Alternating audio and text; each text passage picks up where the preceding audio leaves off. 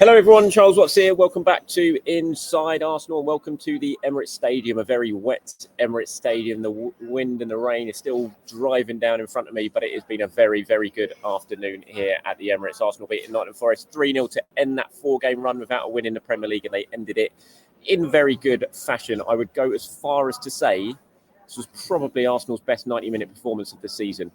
They were very, very good, and they absolutely deserved to win. It was really dominant display from Arsenal. There was a little period maybe after the second goal had gone in where Forest tried to get themselves back in the game. But other than that, Arsenal played very, very well and they absolutely deserved the points. And, you know, this is such a crucial period of the season now for Arsenal between now and the new year. They needed to get off to a good start. I've been saying it all week. It was essential they got off to a good start. And they've done that and they've done it really well. And this should give them a real boost going forward because it was a really solid display. 3-0. I mean, we haven't really had many comfortable afternoons watching Arsenal this season, have we? It always feels like the game's been on a bit of a knife edge. It was nice to have a relatively comfortable watch in this game and in the second half, kind of knowing that the job was done and dusted for Arsenal, and a nice 3-0 win was just what they deserved. There were so many good performances out there, some really good moments. Ethan Nwaneri coming off the bench to score his first Premier League goal late on as well was like the perfect ending, but it was a near perfect day really for Arsenal, just what the doctor ordered really. Mikel Arteta surprised us all, I think, when I got here and I saw the team selection.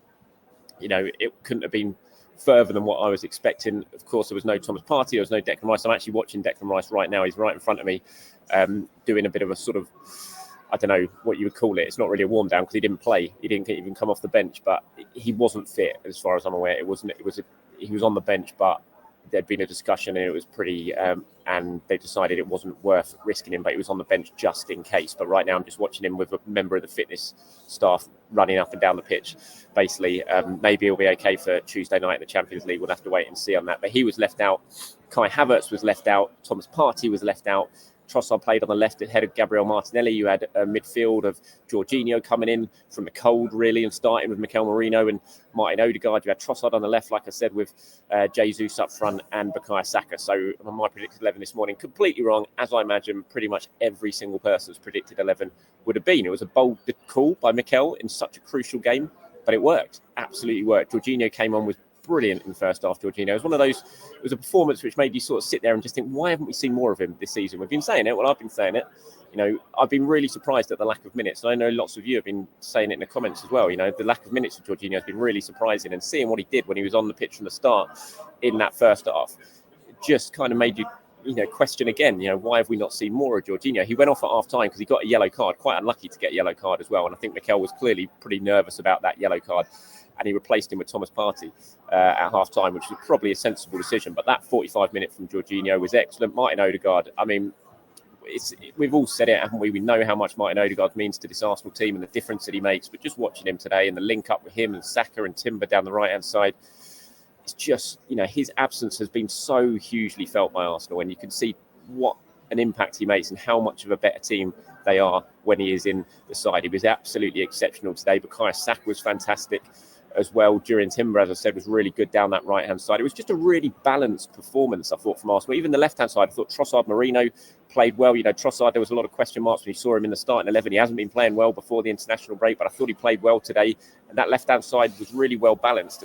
It wasn't just all the threat coming down the right-hand side for Arsenal. There was the left-hand side as well. Mikel Arteta, I haven't heard, obviously, his press conference will be happening in a minute, but he'll be very, very happy with what he saw from his team today. They were on it from the start, a really quick start for them. During Timber had already had a goal ruled out for offside. Just a fraction. Mikel Merino had just a fraction offside as a free kick came in. His header was blocked and Timber turned it home. But after a long VAR check, it was offside.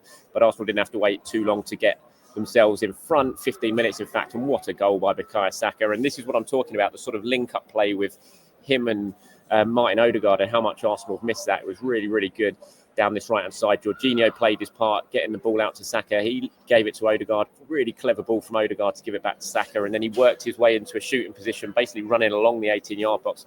What a finish that was to pick out the far top corner to give Arsenal a 1-0 lead. And the only sort of issue there after that was in the first half especially was that Arsenal didn't add to it. They had a lot of chances. They created some really good opportunities. The keeper made some saves. They went close to getting a second, but you kind of felt at half time, such was Arsenal's dominance. You looked at the scoreline, you thought, they should be further ahead by now. And you had that kind of nagging doubt in your head, especially given the way things have gone so far this season, but didn't really have to worry too much because the second half panned out kind of exactly how Arteta and Arsenal would have wanted.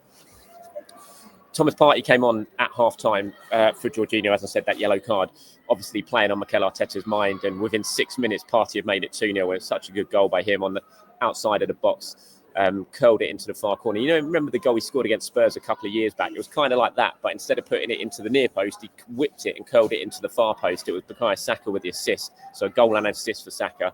And that was perfect for Arsenal, really, because getting that second goal, which they absolutely deserved, just took a little bit of the nervousness away from the second half. Forest did rally themselves a little bit after that, but never really tested David Raya. I don't think David Raya had a save to make in the whole game. Thinking about it off the top of my head, it was a really comfortable afternoon for him.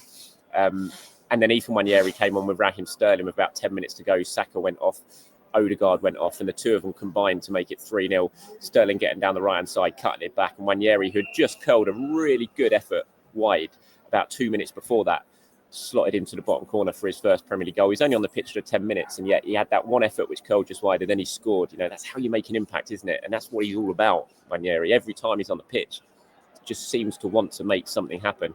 I'm just watching him now. They're out there on the substitutes are all out on the pitch at the moment, having their warm-down game, and you've got Nwaneri out there. Havertz is out there. And Havertz didn't even get on the pitch, which should be a boost for him. You imagine Havertz will definitely start on Tuesday night against Sporting Lisbon now. Sterling got on for 10 minutes. That assist for Nwaneri will hopefully do him the world of good. Zinchenko came on, a rare appearance for Alexander Zinchenko.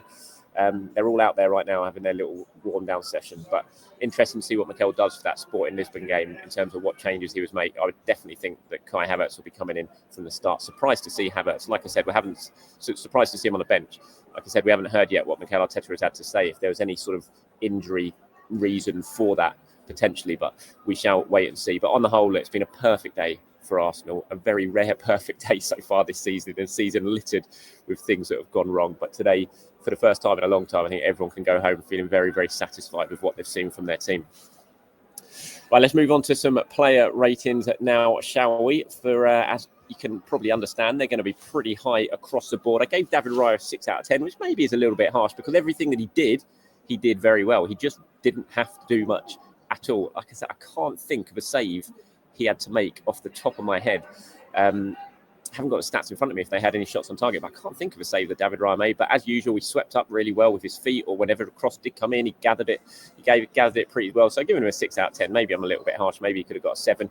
Jurrien Timber, I gave 8 out of 10. I thought he was really good, Jurrien Timber. So nice to see him on his natural side, on his right-hand side. And you can just see how much more he offers as an attacking threat than when he plays on the left. He plays very well when he plays on the left, but you can just see attacking-wise, he's just a little bit limited because he's playing not on his natural side. Put him on the right-hand side, and him, Saka and Odegaard just had a perfect understanding, very similar to what we see with Ben White. He was always involved, got forward, linked up well with those two, always in the game. Yeah, I thought he was very, very good during Timber. And I look at him now, and I was thinking with about 20 minutes to go in this game, Timber's arguably Arsenal's most important player at the moment, because with Ben White out, you take Timber out this side, if something happens to him, then the balance of the team's going to be all wrong again. So it's so important that Jurrien Timber stays fit. And I hope Mikel Arteta sort of takes that into his thinking in these next few games, because there's so many matches to play in a short space of time. I think protecting Jurrien Timber and making sure he's available more often than not is really, really crucial to him. So I gave him 8 out of 10. The two centre-backs I gave 7. It was a real physical battle between Saliba and Nwaneri. I think Saliba really, really enjoyed that as well. Solid from him. Gabriel Magalhaes showed no ill effects of that long journey back from Brazil. So I gave him a 7 out of 10. Calafiori, good to see him back in the side over at left-back. Was given a few problems with the sort of pace of Elanga, especially in the first half, but he dealt with it pretty well. There was one sort of counter-attack that Forest had that he dealt with excellently, and you could see he sort of celebrated it in the first half. He knew it was very important because Arsenal had been caught a little bit short on their counter-attack there. So good to see him back. He was taken off in the second half, not surprising, given his first appearance for so long. So I gave him 7 out of 10. Midfield-wise, gave Jorginho 8 out of 10. He only played 45 minutes, but I thought it was just a really bright performance. He controlled the game in that first half, Jorginho. Everything was going through him. He was involved in the first goal. And just a really good performance. Unlucky to get yellow card, and I'm sure he'll be disappointed to have been taken off at half-time. But I do think that it was probably the wise decision, because Forest, you know that when they play in transition, they can be very, very fast. And if you're going to get Jorginho gets sort of caught, then he could struggle a little bit. And there's always that threat of a second yellow card. So I think Arteta probably got it right. But it was a really positive performance from him. And I hope it's the start of us seeing him a lot more over the next few weeks. Yes, I'm not saying he should start every game. Of course not, but I just think he needs to be utilised more, because he's clearly got still so much to offer for this team. So I gave him 8 out of 10. Mikel Merino gave 7 out of 10. Linked up really well with Trossard, I thought, down the left-hand side at times. It's just a really nice balanced midfield, and that was good. Obviously, just sort of strayed a fraction, and I'm talking literally like a toenail offside, which saw the first goal for Timber ruled out. But yeah, decent enough performance from Merino. Gave him out 7 out of 10. Martin Odegaard, I gave 9 out of 10. He was just outstanding, Martin Odegaard. I just love watching him play. Some of the stuff he did was just exceptional. And the passing range, the little link-ups, the knocks around the corner with Saka, it just make Arsenal just a completely different team when he's in the side. And yeah, he was so good tonight. I thought he tired in the second half. You could see a few passes started to go astray. A few of the sort of flicks started to not find their man. I think that was just a clear sign that he was beginning to feel, totally understandably, a little bit leggy in the second half. And I wasn't surprised to see him taken off. But you know, you put Odegaard in this Arsenal team, they are absolutely completely different. And yeah, I thought he was excellent. Martin Odegaard, loved watching him. Gave out 9 out of 10. Saka, I gave an 8. Actually, in fact, I'm going to give Saka a 9, to be honest. How can you not give him a 9? He got a goal and he got an assist. His first goal was the all-important one. He did it superbly. You know, so much of it was his own hard work, and a brilliant finish as well. Set up the second goal, and given he'd been struggling with injury ahead of this game, it was just another example of how important Bukayo Saka is. So I'd given him an 8 initially, but I might well bump it up, maybe an 8.5. No, I'm going to give him a 9. I'm going to give him a 9. I'm feeling in a very good mood. So I'll give him a 9. Gabriel Jesus, I gave a 6. Surprisingly picked ahead of Kai Havertz. Like I said, don't know if there's an injury issue to Kai Havertz yet. Unlucky with one effort, which he curled just wide in the first half. Was involved a lot, Gabriel Jesus, but just couldn't get that all-important Premier League goal to break that barren run that he's on at the moment in the Premier League. It would have meant so much to him. He didn't get it. But I think he can be pretty happy with his 90 minutes, even if he was kind of on the fringes at time. I gave him 6 out of 10. Maybe I should give him a 7 out of 10. Jesus, but I think it would be a worthwhile 90 minutes for him. Anyway, Leandro Trossard, much better performance from Trossard, I thought, especially in the first half. I thought he was very, very good. Trossard linked up really well. Merino gave him 7 out of 10. The subs who came on, Thomas Partey, 8 out of 10. What an introduction, what a finish. Really good from him, 8 out of 10. Zinchenko gave Calafiori a breather, gave him 6 out of 10. Nwaneri, 8 out of 10. He was only on for 10 minutes. I give him 8 out of 10. But he was just excellent.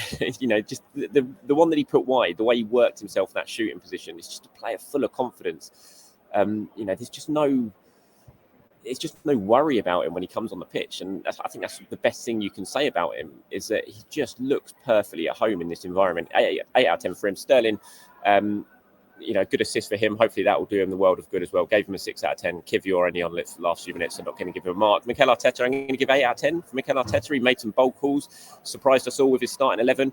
He got it right. Ultimately, when you look at the performance that his side produced in his second half, substitutions worked really well. So what more can you ask for, really? So 8 out of 10 for Mikel Arteta on what has been a really positive afternoon for Arsenal here in North London. Now we'll sit back, see what happens over the next day or so in other results in the Premier League, and get ready for Tuesday night's game at Sporting in the Champions League. It's finished here at the Emirates. Arsenal 3, Nottingham Forest 0.